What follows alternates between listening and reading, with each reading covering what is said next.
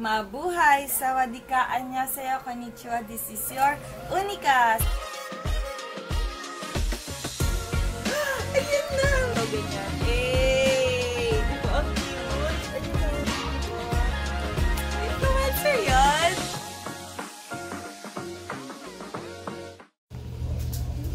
Ayan. So, for today ay mag-unboxing tayo ng Artist Made Collection ng SBT Pop-Up in Metro Manila.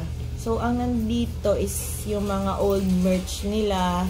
Tapos yung, yun nga, yung kay June, Joshua, Jonghan, tsaka S-Scoops na merch. Pero meron na nga ako nung kay Jong Toram, diba? In-order ko kasi siya sa online nung nakaraan pa. Pero ito, ngayon, bumili ako ng something doon sa store nila para makuha ko tong parang free photo card na message photo card nila. So, ang nabunot ko nung araw na yon ay si S-Scoops.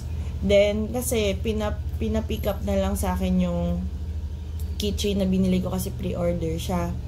So, ayun na nga. Pinick up ko ngayon lang. Pero itong, ano na to, nakuha ko na siya nung nakaraan pa, kung kailan ko binili.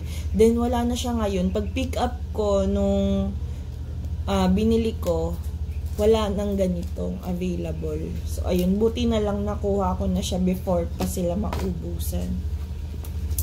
So, ito yung keychain. Ayan. So, may tatak lang naman siya ng Hive. The 17. Ayan. So, buksan natin. Nasa 400 plus lang to. 480 ba? Parang ganun. So, ayun. Si Jong Toram. Meron na akong vlog na hiwalay para kay Jong Toram. So, ito is hiwalay din. So, ayan siya.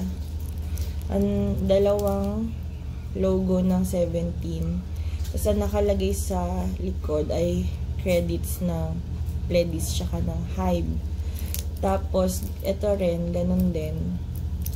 Ang namili nitong, kung anong version na bibiling ko ay si Kyla tsaka si Colleen. So, ayan, 17. Tapos, sa likod niya ay Pledis and Hive din. So, ayan lang yung unboxing na to. About lang dito sa Artist Made Collection. So, ayan, nakuha kasi S-Scoop sa bunutan. Lalagay ko dito yung video ko na nung oras na pinapagbunot ako niyan ng ate girl sa tindahan nila. So, ayun lang. Bye, guys.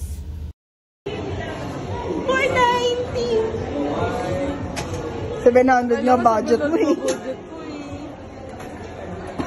Ito man yung ay pa-picture na naman yung pera. Wala na Oh, magdasal ka muna, magdasal. Tingnan mo, ginaganyan. Hindi ko makita. Hindi ko makita eh. At sa yung positive, hindi ko makita. Wala, ayaw katulungan ni ate. Walang picture kasi. Walang picture. Ano lang.